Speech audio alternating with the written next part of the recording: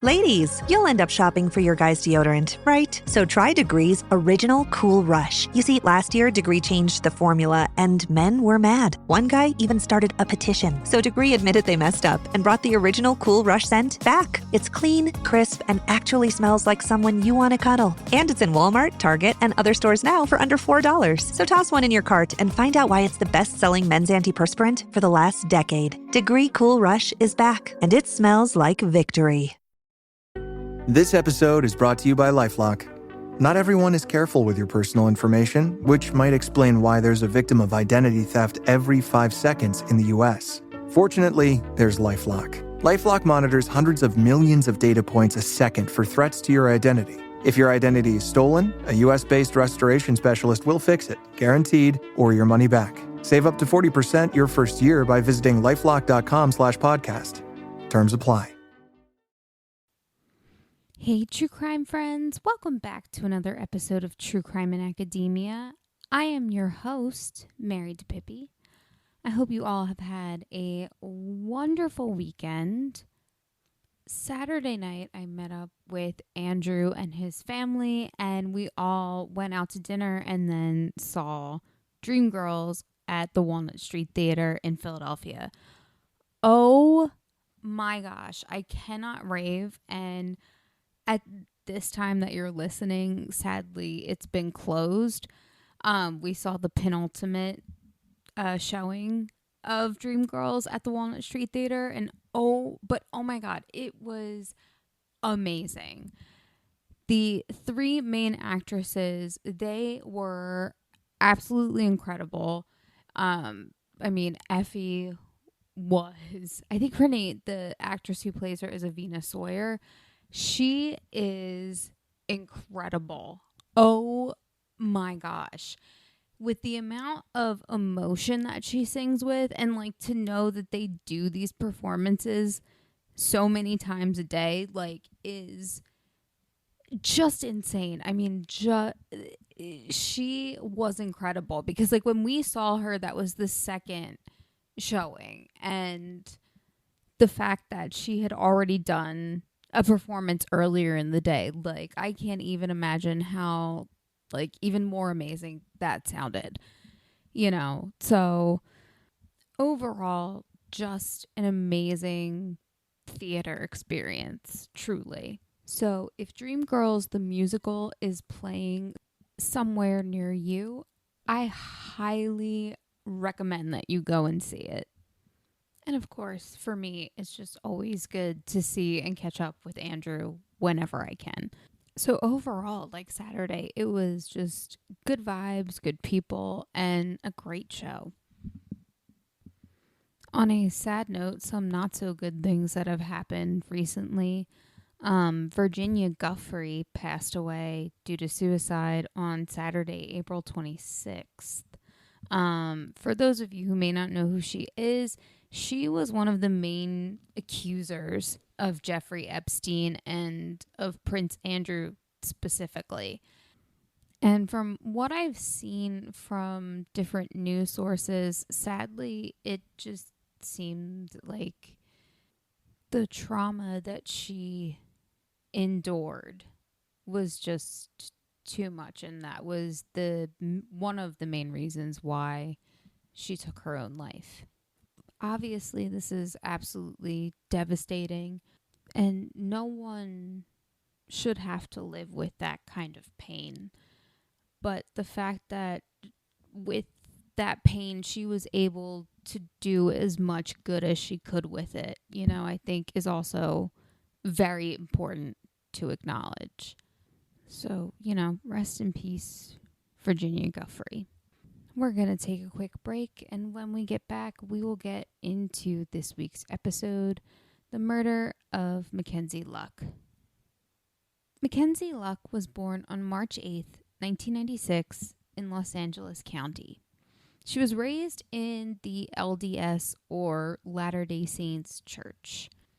She was the only girl amongst 3 boys, 1 older brother, and 2 younger brothers. She went to El Segundo High School and played water polo and was on the swimming team. She was described as being athletic, obviously, being in those water sports. Also, as being very kind hearted and someone who just wanted to help other people.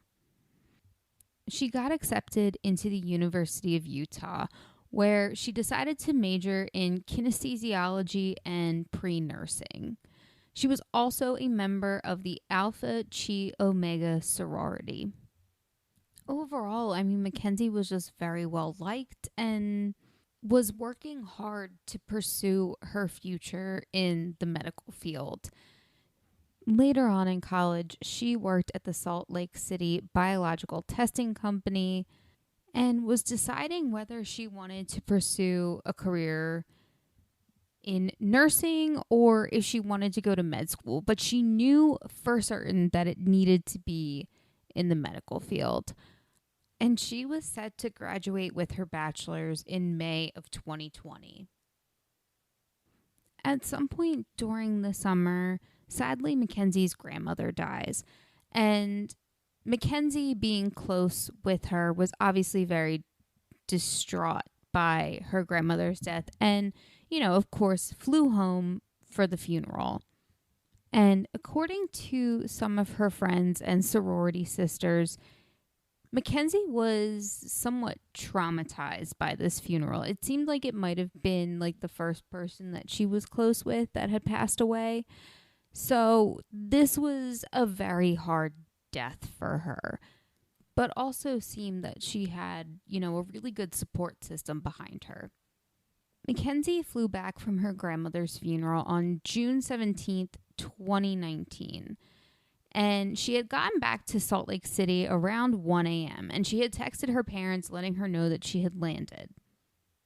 CCTV footage also shows her walking throughout the airport and getting her luggage from baggage claim. From there, they see her get into a lift. Now, according to the lift records, she had placed the lift to pick her up at the airport and then drop her off at Hatch Park, which was in North Salt Lake City, which also was only 20 minutes from where she lived. The Lyft driver states that they saw her get into another car when they dropped her off. And sadly, this was the last time that anyone had seen Mackenzie alive. Over the next few days, Mackenzie was nowhere to be found, and at some point her phone had been turned off. She had also missed her midterm exam that was happening at some point within a few days of her disappearance. By Thursday, June 20th, 2019, her father reported her missing to the Salt Lake City Police Department. Police, of course, immediately interview the Lyft driver and immediately rule him out as a suspect. The Lyft app and the GPS all corroborate the driver's story in that once they dropped Mackenzie off at Hyde Park, they went and then did other successful trips, essentially, picked up other people, dropped them off at their location, etc., etc. 2 days later, the police issue a press release appealing to the public and also potentially Mackenzie, just to come forward and to give them any information that they can. Because also at this point, the police don't have any evidence that Mackenzie was ever in danger, which, from a loved one's perspective, it feels insane to hear that, right? And I, looking at my sources, one of them even has a quote from someone who says that, a person has a right to not be found. And again, obviously, as a loved one of someone, in this situation, it's impossible to think that someone would even want to say that to you. But also, unfortunately, that's how this all works, sadly, until they have reason to suspect foul play, you know, a person has a quote unquote right to be missing. So, of course, her family and friends were not okay with this at all.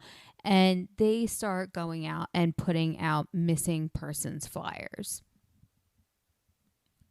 Sadly, Mackenzie was supposed to get a flight on June 23rd to go back home for a family wedding, but of course, she did not make it. Police start looking into Mackenzie's life, specifically her text messages and her dating history, specifically her activity on dating apps. And police find that she was in contact with one person before she died, an individual named Ayula AJ, or Ajay. And police are able to get a search warrant for his house. And they execute the search warrant on June 26th. And they continue to search the house into the early morning hours. They have cadaver dogs, they have shovels, and police, with the use of cadaver dogs, are able to find some of Mackenzie's charred belongings as well as muscle tissue. Police also tow and bring into custody a gray Kia sedan. Ayula is immediately brought in for questioning. And of course, he has an alibi for police. He tells them that the night of Mackenzie's disappearance, he was hanging out with his quote-unquote baby mama. He gave police a first name, but said they didn't have a last name and, I shouldn't say I'm surprised that some people could be, like, this dumb, but also, like, common sense would tell you if you can only give your 8 months pregnant baby mama's first name and can't give them a last name, something's wrong with that situation, right? I mean, it can't just be me who thinks that. I mean, again, like I said, of course there may be some situations, but in this, it just feels like, and is, a straight up lie. And this is another example, but also I just want to point out that in some circumstances, this also could just be from extreme stress. Medics did have to be called in because he was hyperventilating from the questioning that he was getting. Of course, have there been some circumstances where innocent people were hyperventilating because of stress because that's just how they react? Absolutely. But again, in this case, he is stressing because he has a reason to be stressed.